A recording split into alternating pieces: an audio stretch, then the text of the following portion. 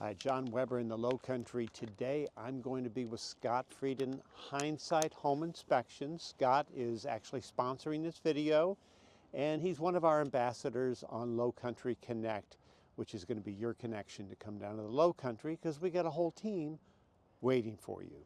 So stay tuned, and we're going to talk to Scott.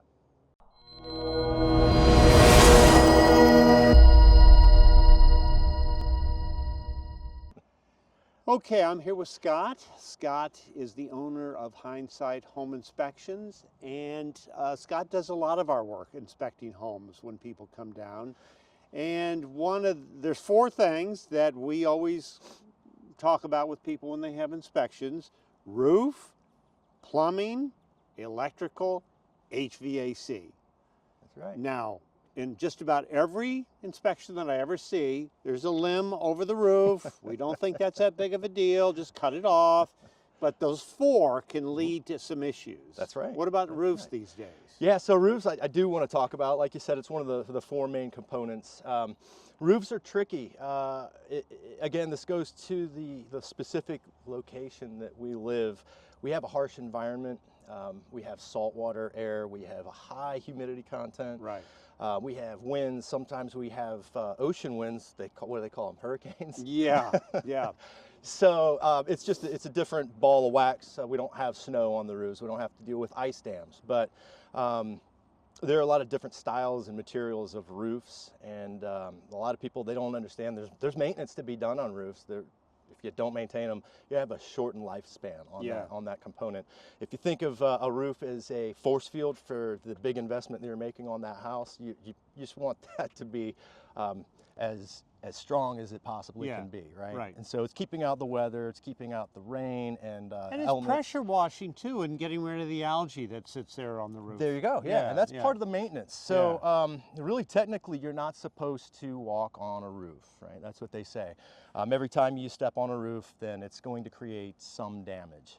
But I submit, how do you get a great look at that roof without walking on it? So I do take the liberty, and if the seller is there, I do get permission to walk on the roofs. And plus you have a drone. And I have a drone, so it's a two-step process for my inspections on the roofs, right? So I do fly the drone to get a good perspective of the roof, make sure there's no holes that I'm going to fall through as well, John. Yeah, that's good.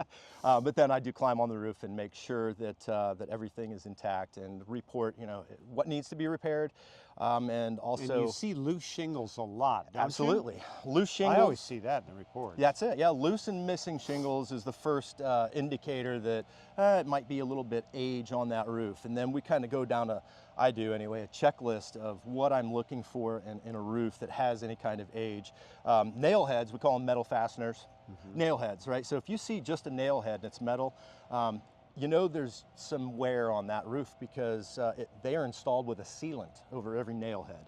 And when that degrades, then it just is gone, and you can see the metal, and that starts to corrode. And if you don't, oh, that's interesting. I don't think I knew that. Of course, I don't even really own a toolbox. But continue, Scott. Yeah. So if you don't reseal those nail heads, then it's going to corrode, and then eventually you're going to have water coming in every one of those little nails. So you want to make sure that periodically someone goes onto that roof, and I'm talking about asphalt shingles, by the way. I'm not talking about metal or tile or clay or anything like that, or cedar. So you want to have someone pop up periodically to reseal all of the nail heads. That's an easy one.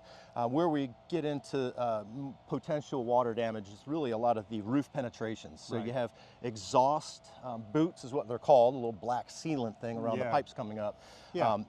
There's a shelf life on those. So the longer they are beaten on that sun and the wind, they start to get brittle, microfractures, and then eventually they're just going to open up and allow that water and anything else really to come into the interior of the attic. So you want to get those, make sure they're sealed or replaced periodically as well.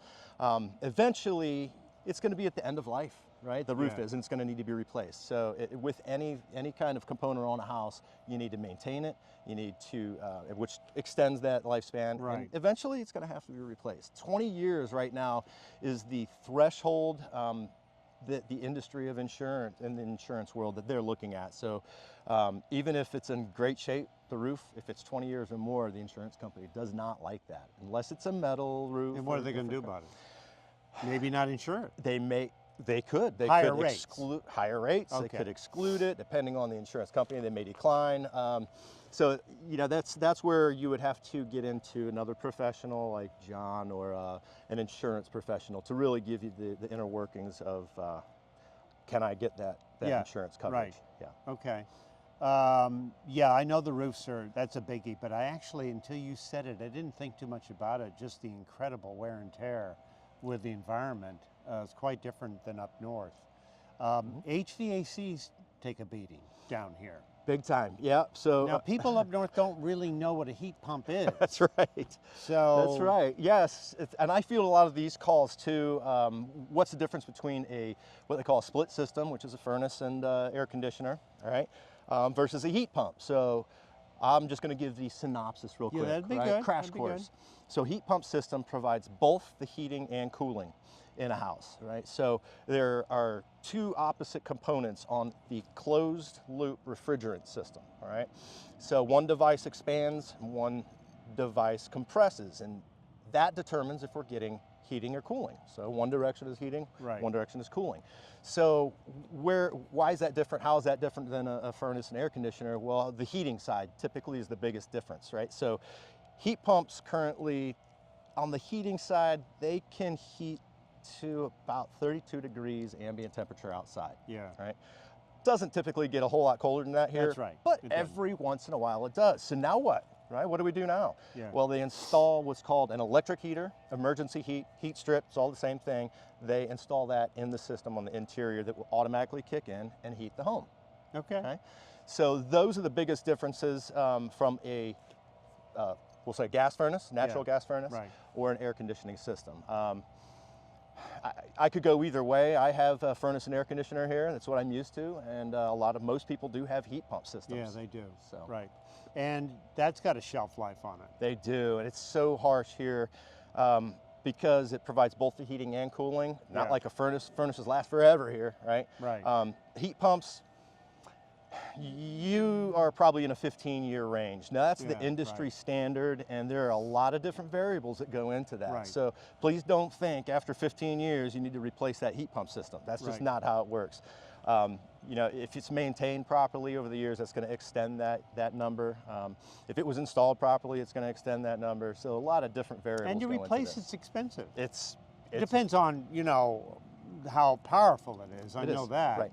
Yeah, brand, size, the installer, right. all are going to go into the cost of that bottom dollar. But on average, for just a basic system, you're anywhere from $8,000 to $12,000 for replacement. Yeah. So, and you're going to be good for another 15 years or so. Hopefully. Yeah. Hopefully. Yeah. Right. That's crossing the fingers. They do have warranties, usually 5 to 7 years on them. Right. So, just to recap: roof, HVAC, electrical, and plumbing. On just about every single inspection, I see something in there about that. Those are the big categories. They are the big categories. And if a latch doesn't work, according to this contract here, it's subject to, quote, normal wear and tear. But, if something's not working properly, it has to be repaired per the contract. And Scott's going to come up with a list and give it to the buyer, and depending on what's in the contract, we have a certain amount of time to let the seller know through their agent what we want repaired. It's called repair request. And once we give that to them, down here anyway, they have 7 days to respond. Typically, they fix everything. They typically do. Mm-hmm. I mean, in a normal transaction. Mm-hmm. So, anyway, anything else? No, I don't think so. Well, let's piggyback on the repair list. Occasionally, I will get a request for a re-inspection. Yeah, that's true. Which isn't a bad idea, but like you said, most of the time, the majority of the time, everybody's on the level. But occasionally, I will go out for a re-inspection, which, by the way, is a short visit to check the repairs. Make sure they did everything. That's right, exactly. Yeah. And occasionally, and it's not the seller's fault, it could be the contractor's fault. Right. They just didn't do the work or didn't do it properly. So it's important that you get the right people on your side for sure in that People situation. have to pay for that, don't they? Absolutely. $100 flat fee. Is it? For me, yeah. Really? Mm-hmm. Well, that's good. Yeah. And your pricing on a home inspection is based on square feet? It is, yeah. For Hind Sight Home Inspection, it's purely on square footage. Now, I'm not going to speak for other inspectors, but as I understand it, some inspectors will charge additional for crawl spaces. That's true. That is true. Yeah. Additional buildings, so on and so forth. Yeah. So I just try to keep it simple. You know? Okay. Square footage, and I'll tell you what it is. Okay, cool. Yeah. All right. Which could change. This is 2024 we're talking. Pricing going up, 2025. Anyway, come down and see us. I hope this video was helpful. I mean, I learned some things in this video, so I think I always see the nail is exposed. Right. And it's always in there. It's always in there. But I don't know that much about construction, but that's interesting. You got to cover them up with the ceiling. That's right. Anyway, come down and see us in the Lowcountry of South Carolina, Bluffton and Hilton Head. Scott will take care of you, and we'll find your dream home. Life is good, yeah.